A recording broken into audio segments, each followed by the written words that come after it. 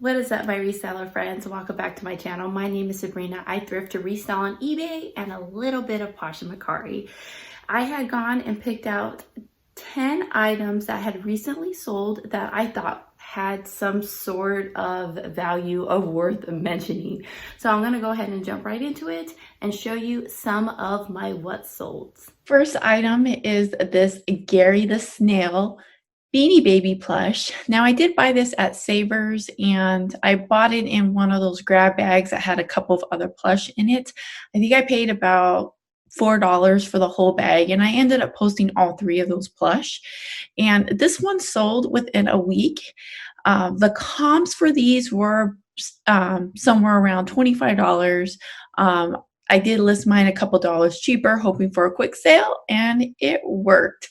Now with SpongeBob is one of those types of things where I don't always buy it, and SpongeBob isn't always valuable, but it's just one of those things that I always check. I always check comps on SpongeBob stuff because some of it is worth money. So just something worth checking out. Next is this Sabrina Carpenter t-shirt that I bought at Savers. I bought it the same day I bought that Gary. I paid $3 for it and it sold within 48 hours on Mercari. Now, I'm been trying to change the types of sourcing that I do. And when it comes to clothing, I mostly want to focus on graphic tees moving forward, especially anything that has to do with music. So like band t-shirts or tour t-shirts. I believe this one was a tour t-shirt. I don't know. But it's so fast, and band t-shirts, tour shirts just sell really fast for me. And it wasn't a lot of money, but it was quick money and it was easy. So always keep your eye open for tour shirts. Saturday morning, I went out to the yard sales and I did find a yard sale that had a bunch of Halloween masks. They were asking $1 per mask. So I went ahead and bought all 7 of them ones that he was selling, got them all posted. This is the first one that has sold. It sold for $15. I really didn't know what to list it as because I didn't see any comps for this one. So masks can be a little bit hard, especially if you don't know the exact name or brand. So I just kind of guessed on it. And it was a quick sale. It sold within 48 hours, but I haven't sold any of my other masks just yet. But do keep in mind, guys, that it is Halloween season. It is going to be Halloween season. So these are the types of things that we got to start getting posted and getting ready for. When it comes to costumes, I really only want to pick up like the deluxe costumes or like anything from like the Disney store or just something better quality. But with the mask, I don't mind posting these because they're just not a lot of work. They're really easy to take pictures and store and ship. Oh, and also for all of my Halloween stuff, I definitely do not allow free returns. I don't want people to take advantage of purchasing these, using them, and returning them for free. So I definitely have free returns turned off on all of my Halloween stuff. So this was a little plush that I found at a yard sale. This one was also over the weekend. The guy had a chest that just had a bunch of like vintage plush in it. Really, I probably should have just bought every single thing that was in there, but I just have so much plush, guys. It's like I have like 3 bins overflowing with plush. So I just kind of cherry picked them. This was one of them. The tag did say it was 1989. The brand wasn't a brand that I was familiar with. Watch, I'll show you what the tag looked like. I wasn't familiar with this. It said like Earth and Wind. But then the tag also had like Japanese writing on it. So I just didn't know. I couldn't find anything about it online. So, I just have this rule for myself where if I cannot find comps on something like right away, unless I think that it could somehow be a gold mine, I give up after searching comps for so long, and I just make my best guess. So that's what I did with this one. I did just guess $29.99. I did put it as best offer. Somebody bought this one within 24 hours. So I'm thinking maybe this could have been a gold mine. I don't know. But all I know is that I paid $1 for it. So I'm happy. And from that same weekend yard sale, I also picked up this bundle lot of Goosebump vintage books. Now, I'm not sure how much I paid for these because I did bundle a whole bunch of stuff together. This was also the one where I got those masks from. So everything that I bought, I think he ended up bundling everything together for like $10 or something like that. So I probably got all these books for like $1, maybe $2 at the most. They were in really rough condition, as you can see from the pictures. Watch, you can really see it right here too. I tried really hard to show people that they were in rough condition, and I also put that in the description as well. But I listed them for $10 plus $5 shipping, and these sold within 24 hours. So I was really happy about that because that was just something that was just like a super quick flip. And those are the things that I love. I just want things in and out. So the next one I want to share is this Gwen Stefani land bag. Now, this actually used to be mine. I have talked about this in some of my previous videos, how much I'm just a huge Gwen Stefani fan. And I ended up posting this one for $129, and I did cross post it onto Mercari and Poshmark.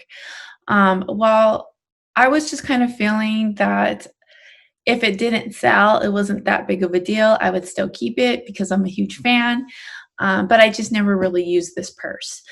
So somebody had sent me a message on Mercari saying that they really wanted to buy this purse for their daughter because I guess they own this purse and their daughter's always like borrowing it and using it. So she wanted to get one for her too. And that she had been waiting for someone to post it. She's like, but when I bought mine, I only got mine for $48. So can I purchase yours for $48? And keep in mind, I did have it listed at $129. And then she also threw in that I'm a really big Gwen Stefani fan, so I know what these purses are worth. It's so funny how when buyers want to like one up you and like try to like act like they're smarter than you or they know better than you what something's worth. It's so annoying. I mean, I had a lot of things in my mind that I wanted to say to her, but I just simply responded and said, sorry, I'm not willing to go that low. And I just left it at that. Well, a couple of months went by and it still didn't sell. So I got another message from her and she was like, well, I see that your purse still hasn't sold. Are you willing to take my $48 now? So at that, I just responded back to her because I didn't want her to keep messaging me trying to get that price. And I just told her, I super appreciate your offer and your interest, but I am a really big Gwen Stefani fan. So at that price, unfortunately, I'd rather just keep the purse.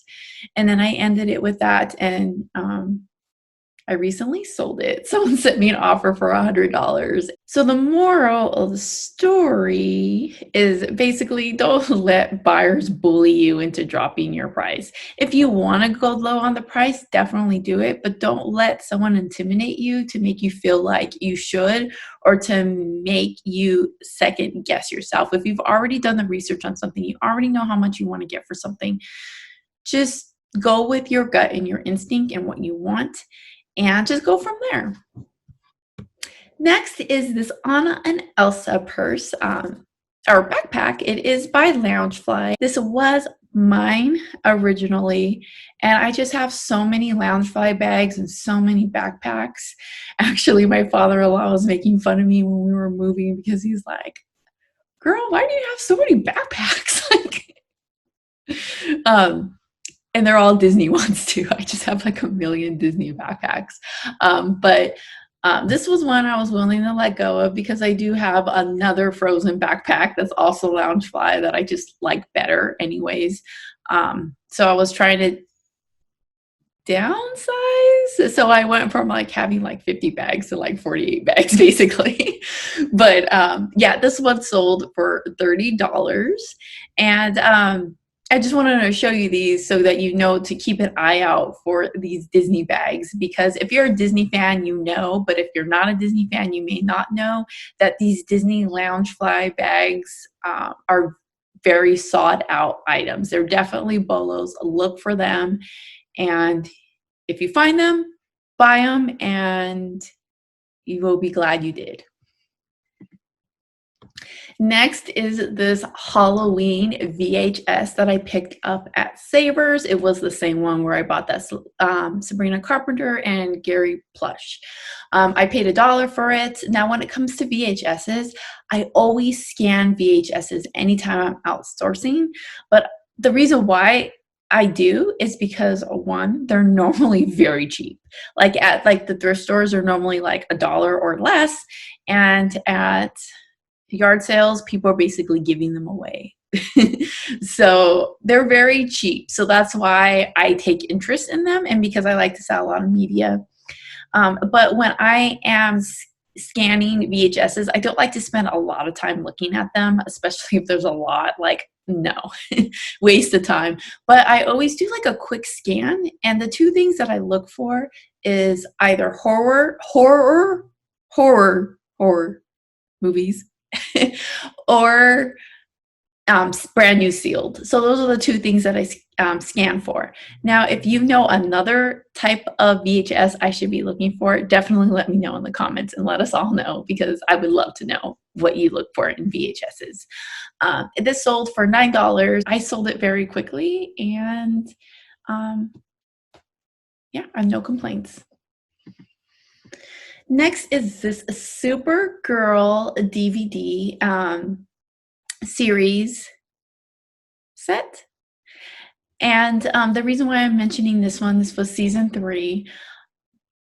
Whenever it comes to seasons, you should always be looking up comps before you pick them up. Unless you're buying them in a bundle, a lot of movies, obviously just grab them. But if you're like out at the thrift stores and you have an opportunity to look up comps, always look up comps, because series normally, it's like super hit or miss with those. But I have noticed that the later seasons always do better than the first seasons. And the last item on my list is this vintage, I think I want to say that this is college football t-shirts. I did get this out of the Goodwill Blue Box vintage shirts, and I think that averaged out to about $5 a shirt. So my cost on this is $5. And I had it listed for $20 for several months, and someone sent me an offer for $14, and I took it. But the moral of the story is that not all vintage t-shirts that are single stitch are worth money. You should always pick them up if they're a good price. But just always keep that in mind, that just because it's single stitch and it's vintage doesn't mean it's worth $100+ Thanks so much for hanging out, my friends. I hope you learned something. Don't forget to like and subscribe, and never forget, when you thrift upon a star, your dreams will come true. I'll see you all in my next video.